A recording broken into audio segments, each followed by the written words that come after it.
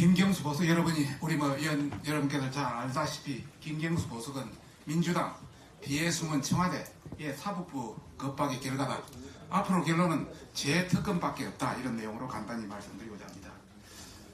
김경수 루킨 여론조작 의혹이 굉장히 많습니다. 그런데 재특검을 해도 모자르는데 지금 이렇게 주요한 핵심 피고인을 보석으로 석방해버렸습니다. 그동안 민주당 의원들의 여러가지 언론 말을 한번 보겠습니다. 이해찬 민주당 대표 법관 6명에 대한 탄핵을 추진하겠다.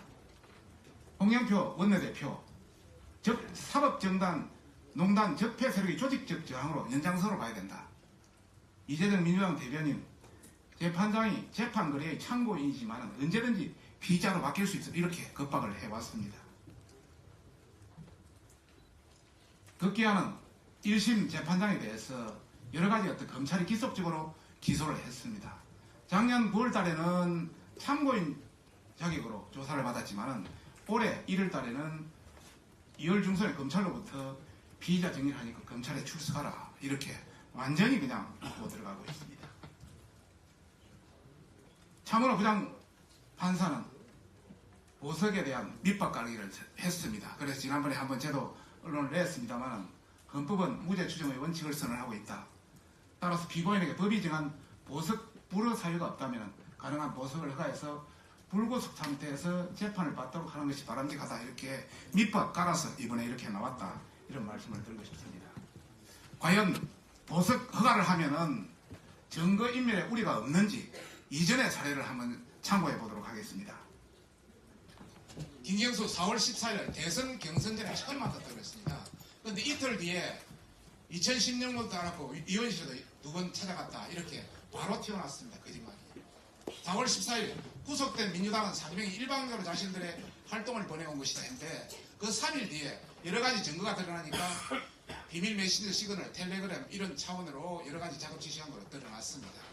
4월 14일 무리한 인사청탁을 거절했다 이렇게 본인이 이야기했습니다. 그런데 16일날 인사수치에 전달한 게 나고 8월 9일자는 샌다이 어떤 통화내역 관련 인오니까 추천했을 수도 있다 이렇게 거짓말을 하고 있습니다. 4월 14일 드루킹과 상의하듯 연락 주고받은 적 없다 이랬습니다. 그런데 그 한 3개월 뒤에 여러가지 보면은 비밀 메신저 시그널의 재벌 계획 방안에 대한 자료를 럽하게 받아볼 수 있을까요? 이런 내용도 나오고 또 여러가지 나오니까 자문은 누구에게나 받아볼 수 있는 거 아니냐 이렇게 말을 돌리고 있습니다. 4월 16일 김동원 씨로부터는 드루킹으로부터는 10만원 받은 게 전부 다 2,700만원이 받았고 나중에 5,100만원까지 나왔습니다. 7월 16일 김경수 지사 매크로는 킹크랩 보도로 처음 알았다. 바로 1년 전에 경공호 사무실에 킹크랩 시연하고 이런 게 다 튀어났습니다. 운전기사의 그 내역에서 결제 내역에서 느릅나무 출판소 주변에 식당이 다 튀어나왔습니다. 이렇게 김경수는 입만 열면 거짓말하는 사람이다. 그럼 이주민 서울경찰청장은 왜 문제가 있느냐? 우리 보수는 참 순결합니다. 어떤 측면에서는. 그리고 정직합니다. 성관이 비도수 사건과 드루킹 사건을 비교를 해보겠습니다. 한 7년 전에 이는 2018년, 2011년 사건입니다. 언론 발표와 언론사 취재 전에는 발표를 하지 않았습니다. 그런데 하루 만에 발표를 했습니다. 계좌 추적은 체포의 3일 후에 바로 차명 계좌까지 추적을 했는데 체포 27일 후에 회할 수 있도록 다 해줬습니다. 성관이 비도수 사건 체포 4일 후에 통신 추적을 했는데 26일 후에 빠질 수 있도록 다 해놨습니다. 그 다음 관계자 조사는 체포 5일 7일 만에 일주일 이내에 했는데 여기는 김경수 의원 조사도 안 했습니다. 오히려 서울경찰청이 두드렸습니다. 증거자료 확보, 수사 일주일 이내에 다 좀비 PC라든지 악성 코드 이런 말을 했는데 CCTV, 휴대전화, 무슨 USB 이런 어느 정도 자료 분석도 자료 압수도 안 했습니다. 수사 확대 진행 내역을 보면은 7일 이내에 국회 비서라든지 행정가라든지 여러 가지 통화 내역 다 수사를 진행했는데 이주민 경찰청장 하는 말이 너무 언론이 앞선다. 김경수는 텔레그램 확인 안 됐다. 김경수이 관여했던 부분에 객관적 증거 없다. 이렇게 하고 검찰 송치시에는 김경수 의원 자료도 삭제를 했습니다. 비자 발표, 체포 1일 후에 바로 발표를 했습니다. 그런데 여기는 언론 보도하기 전에도 발표도 하지 않고 민주당원이라고 자백했는데도 언론에 확인도 안 해줬습니다. 이렇게 구체적으로 증거가 드러나지 않으면 일체 공개를 하지 않고 있습니다. 김경수 드루킹 재특검이 필요한 이유가 저번에 한번 말씀드렸습니다. 다시 한번 간단히 말씀드리고자 합니다. 이주민 청장에 대해서는 방금 이야기를 했습니다. 초기 수사 여러 가지 어떤 그 핸드폰이라든지 그 USB라든지 기타 여러 가지 통신 또 통장 뭐 여러 가지 있는데 다 제대로 하지를 않았습니다. 시간 끌기 위해서 직무유기를 했다. 충분히 이걸 더 해보면 충분히 증거가 더 나올 수 있다. 이번에 특검에서는 이 부분이 빠져 있습니다. 두 번째, 백은우 전 비서관 도모씨라는 사람, 총영사로 내정된 사람에 대해서 만났습니다.